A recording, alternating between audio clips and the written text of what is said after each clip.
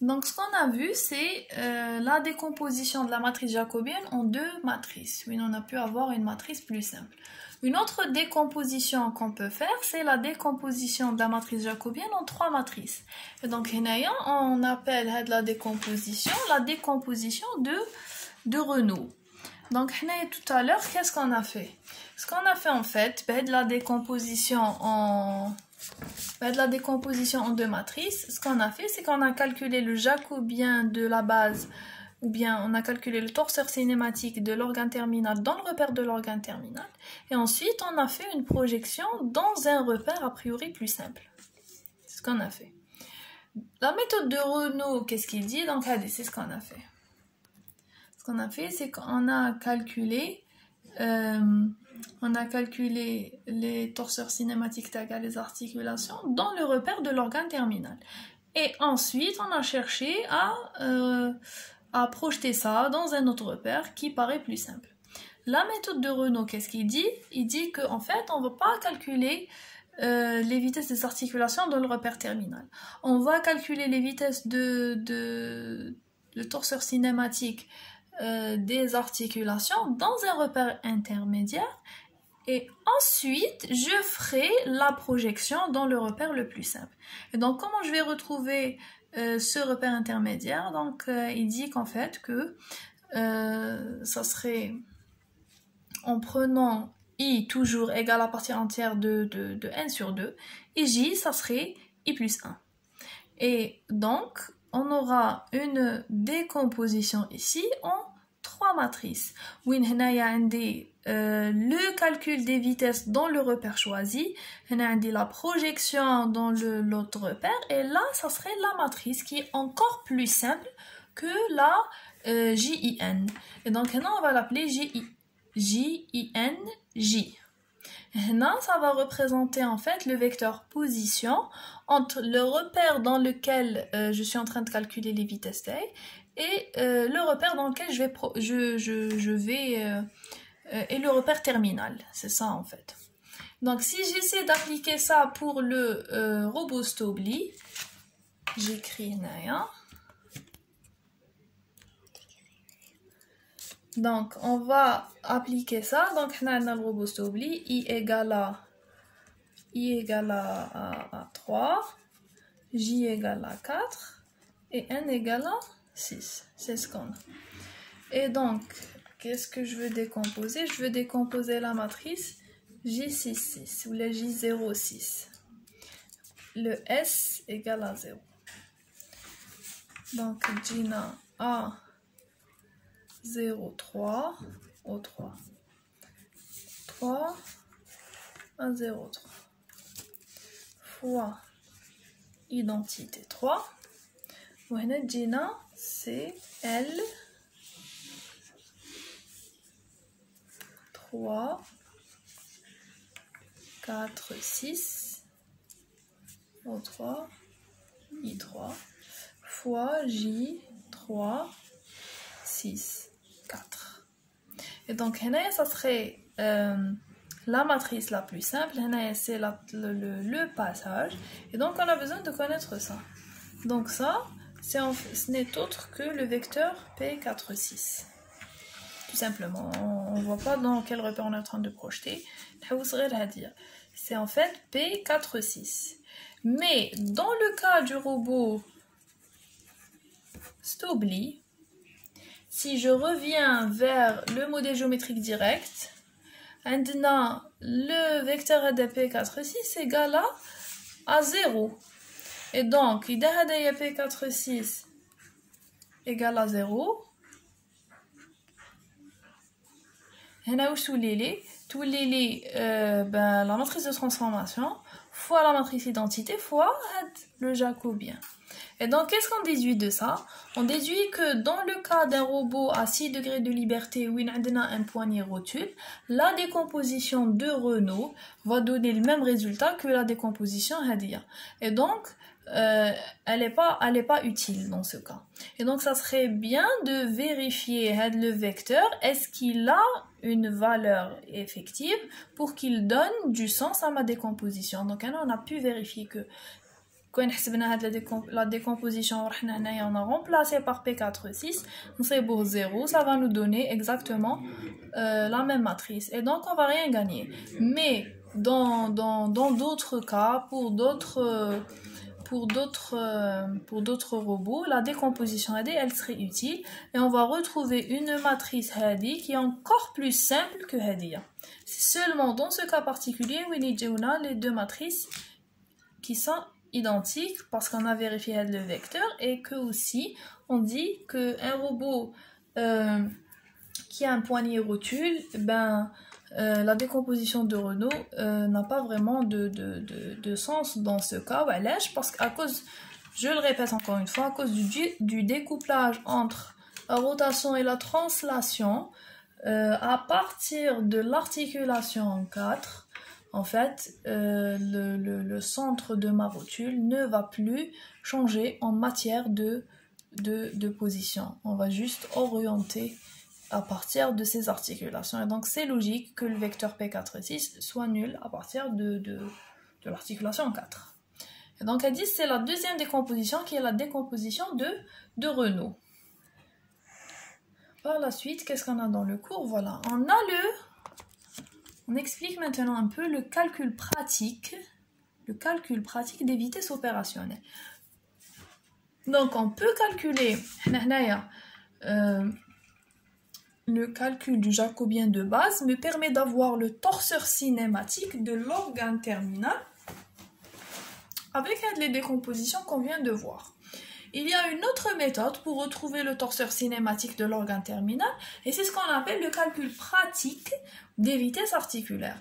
Et donc, je peux utiliser le jacobien comme je peux utiliser la méthode, oui, c'est une méthode de récurrence. Et donc, histoire d'expliquer des relations, on va commencer à partir du repère de la base, où j'aurai oméga, on va commencer à partir de j égale à 1. J égale à 1, oméga t'as le repère 0, ou le V t'as le torseur cinématique t'as l'articulation 1. Et donc, qu'est-ce qu'on va faire? On va commencer par calculer le torseur cinématique de l'articulation 1, connaissant le torseur cinématique de l'articulation 0, et ensuite on va calculer le torseur de l'articulation 2 en utilisant le torseur de l'articulation 1, et ainsi de suite, jusqu'à l'organe terminal. Et donc, c'est des formules de récurrence avec lesquelles on va faire une propagation du torseur cinématique en partant de la base jusqu'à l'organe terminal. Et donc, histoire d'expliquer ça, la matrice le vecteur rotation d'une articulation J, ça serait en fait égal à quoi? Le vecteur de rotation de l'articulation J, ça serait le vecteur de rotation, ça serait la vitesse de rotation de cette articulation plus la vitesse de rotation de l'articulation précédente. Pourquoi?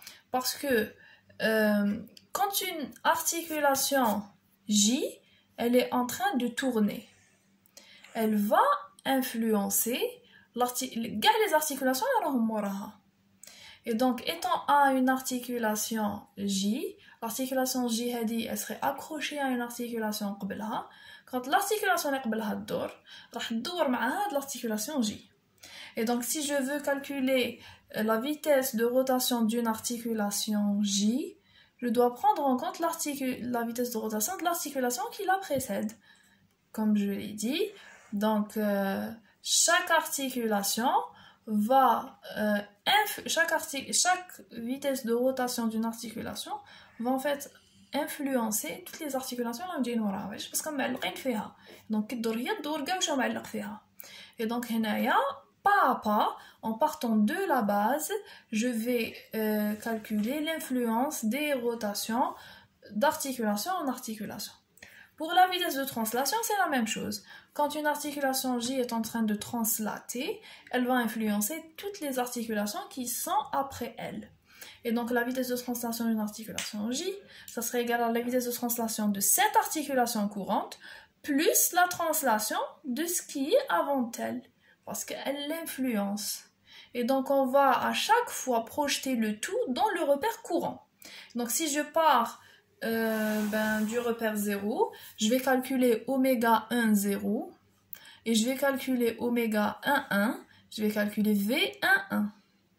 Et ici, je vais utiliser la vitesse de translation et la vitesse de rotation du repère 0, qui serait le repère de la base, et qui serait dans ce cas 0, 0, 0. Par la suite, ayant le tenseur cinématique de l'articulation 1, je vais calculer le tenseur cinématique de l'articulation 2. Et le tenseur cinématique de l'articulation 2, c'est vitesse de translation et vitesse de rotation. La vitesse de translation oméga 2, ça serait égal à la vitesse de rotation 2, ça serait égal à la vitesse de rotation 2,1. 2,1, ça serait pourquoi? Pour projeter la vitesse de rotation de 1 dans le 2. On va utiliser cette vitesse qu'on vient de projeter, on dit de là la rotation de l'articulation. Même chose ici, je vais calculer la vitesse de rotation de l'articulation, je vais la projeter dans le repère courant, on dit de là la translation de le repère. Et donc, je vais avoir une récurrence qui va me permettre de passer du repère de la base vers le repère de l'organe terminal et qui demanderait a priori moins de calculs pour retrouver le torseur cinématique tel le repère terminal par rapport au jacobien. En général, on utilise le jacobien juste pour faire l'analyse, pour faire les analyses dont on a besoin. Le calcul pratique, il se fait avec les formules de récurrence à Hadoma. La dernière partie à voir, pas la dernière partie, je pense, mais il y a deux parties.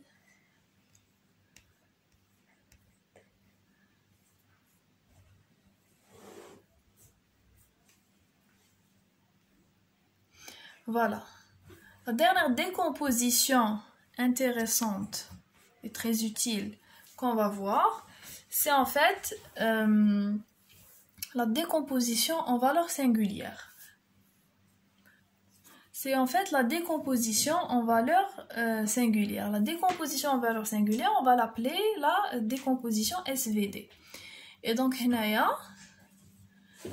la matrice JTI, je vais la décomposer en trois matrices, U, somme et V transpose.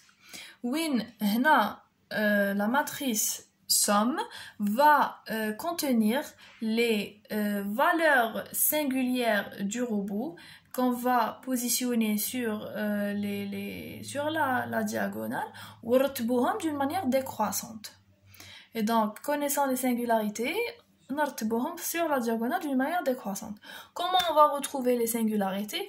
En fait, les singularités, ça serait racine carrée des valeurs propres de la matrice JJ transpose. Donc les valeurs singulières, c'est la racine carrée des valeurs propres du produit J transpose J. On va les positionner de telle sorte qu'elles soient décroissantes. Donc c'est pour la matrice somme. Pour la matrice V, donc la matrice V est constituée par les vecteurs propres de J transpose J. Donc on sait les vecteurs propres, la matrice V on transpose, la matrice U, elle est constituée par les vecteurs propres de J transpose. Donc quand on fait cette décomposition, l'utilité de cette décomposition, c'est l'analyse de l'espace de travail tel le robot. À partir de cette décomposition, je peux retrouver ce que mon robot peut et ne peut pas faire. Donc c'est une analyse qui est très puissante et elle va nous ramener vers ce schéma qu'on va expliquer. Donc ayant fait notre décomposition telle qu'on l'a faite, à partir des matrices U et V, je vais pouvoir constituer différentes bases qui vont me permettre d'analyser l'espace de travail. Donc, ayant la matrice V, en fait, la matrice V, elle serait de rang... Attendez... Donc, première chose à dire, j'écris un peu. Première chose à dire, c'est qu'on a une matrice jacobienne qui est de rang R.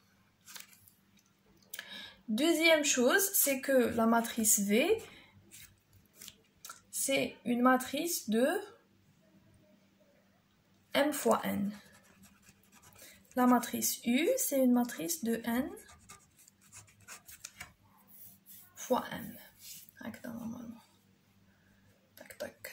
Voilà. Donc, c'est ce qu'il faut retenir. Derna il y a la décomposition J qui est somme U somme V transpose. Oui, on a les valeurs singulières sur la diagonale d'une manière décroissante. On a les vecteurs propres de J transpose J, ou on a les vecteurs propres de J transpose. Et donc, ayant la matrice U, la matrice U, elle va avoir des vecteurs mul U1 tel UM. Ou la matrice V, fait un V1 tel Vn. Donc, qu'est-ce qu'on va pouvoir analyser à partir de ça? Ce qu'on va pouvoir analyser, c'est que on a VR plus 1. UR plus 1. Qu'est-ce qu'on va dire? Donc, les vecteurs de U1 tel UR vont constituer une base pour l'ensemble des configurations qui engendrent un mouvement dans l'organe terminal. Le reste, ça va constituer une base pour l'ensemble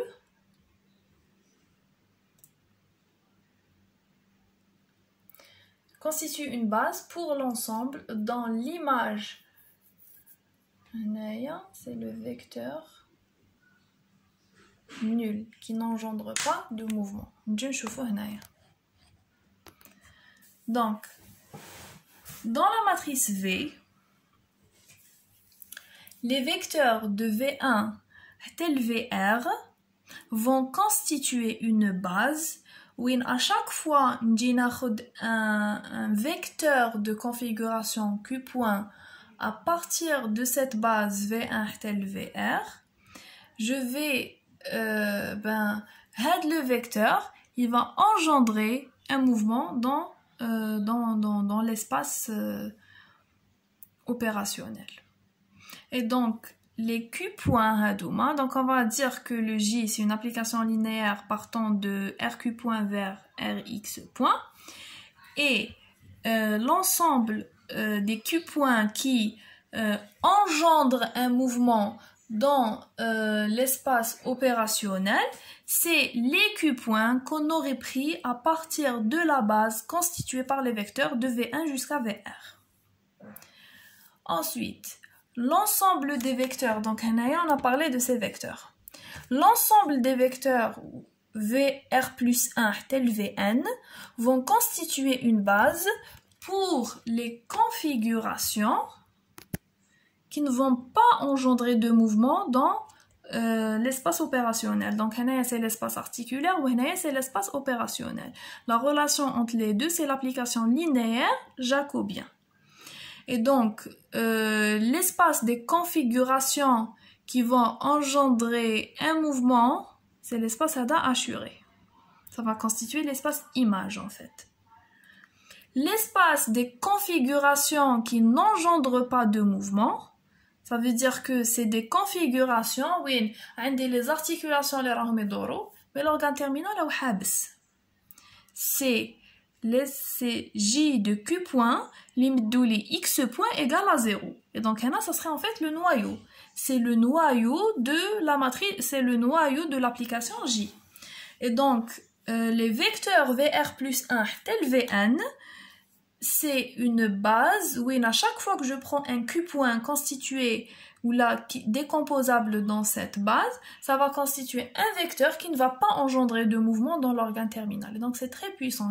Je suis en train de faire l'analyse mathématique directement. Un vecteur de configuration articulaire, je saurai est-ce qu'il engendre ou non un mouvement dans l'organe terminal à partir de cette décomposition SVD. En contrepartie, pour la matrice U تخدم لي l'espace هدايا. Donc pour la matrice U, les vecteurs de U1 tel UR vont constituer l'ensemble des X points qui ont un antécédent. Et donc chaque vecteur X point qui serait pris de la base U1 tel UR a une configuration articulaire qui peut l'engendrer. Et donc c'est l'espace image. C'est l'image de l'application linéaire. Kif kif. C'est les Q points qui ils engendrent un mouvement. Et les X points qui ont la base U1 tel UR ont un antécédent. Ça veut dire qu'ils ont une configuration articulaire qui les engendre. Les X points que je vais prendre de la base UR plus 1 tel UN, ça sera en fait ça, c'est l'image transpose, vont constituer l'espace des vitesses opérationnelles qui n'ont pas d'antécédent. Et donc là, ça va constituer par exemple les singularités. Là, c'est l'espace des singularités. Quand je prendrai une vitesse opérationnelle la base UR plus 1 tel UM, on n'a pas une configuration articulaire qui va engendrer avec le vecteur vitesse. Et donc je pourrais prouver pourquoi une telle vitesse n'est pas faisable et pourquoi une autre est faisable à partir de la décomposition SVD. C'est une décomposition qui est très intéressante et très utile et qui nous a permis de faire cette analyse. Donc je passe rapidement vers... Bon, là, je vais pas la refaire, dualité effort, même à des second ordre. Je vais juste parler du jacobien pratique. Donc, ce qu'on a calculé depuis le début, c'est en fait le jacobien de base. Le jacobien de base me permet d'avoir la vitesse de translation et la vitesse de rotation réelle dans l'organe terminal. Ça veut dire que je vais avoir les vitesses réelles. Les vitesses réelles, en fait, parce que le torseur cinématique, c'est des vecteurs libres. Et donc, je vais pouvoir... on peut calculer les vitesses réelles de l'organe terminal. C'est le torseur cinématique de l'organe terminal. Quand maintenant je veux faire de la simulation ou bien je veux projeter mes vitesses dans un repère, je dois choisir une paramétrisation pour la rotation. Donc pour la translation, on n'a pas de problème. Pourquoi? Parce qu'on utilise les coordonnées cartésiennes. Mais pour la rotation, j'ai besoin de savoir, est-ce que j'utilise les cosinus directeurs, les roulis tangage lacé, quaternéant ou angle de l'air. Et donc, le jacobien tana, c'est pas le jacobien en fait, c'est le torseur cinématique qui serait égal à le torseur cinématique tana, le torseur cinématique hada, c'est égal à JNQ point. Et donc, JNQ point, ça va me donner les vitesses réelles, c'est le torseur cinématique. Si maintenant je veux avoir une projection, ou là je veux calculer, je veux faire de la simulation, les le jacobien pratique. Pour avoir le jacobien pratique, je dois projeter mon jacobien suivant une représentation qu'on choisit. Donc pour le x point P, c'est la même chose, ça va être égal à identité 3. Mais pour la rotation, on va choisir une paramétrisation. Et on va plus avoir on va plus avoir le J0N, je vais avoir un JX qui serait égal à la paramétrisation fois le J0N. Donc, la matrice oméga, la paramétrisation, ça va dépendre de la représentation que je choisis. Dans les cosinus directeurs, serait égal à ça. Donc ça, c'est les vecteurs de pré-produit vectoriel. C'est une matrice 9 fois 3. Pour les angles de l'air, on utiliserait ça. pour le roulis tangage là, c'est cette matrice. Donc c'est juste, on va juste remplacer la matrice oméga R par la paramétrisation qu'on choisit. Et pour les quaternions, enfin, on a cette matrice. Donc, en gros, c'est ça, c'est le résumé. Dans le cours, j'ai fait d'autres parties. Je peux pas tout faire ici, ça va devenir beaucoup trop long. Et donc ça, c'est en gros le résumé du chapitre 5, qui est le modèle cinématique direct des robots à chaîne ouverte simple. Voilà.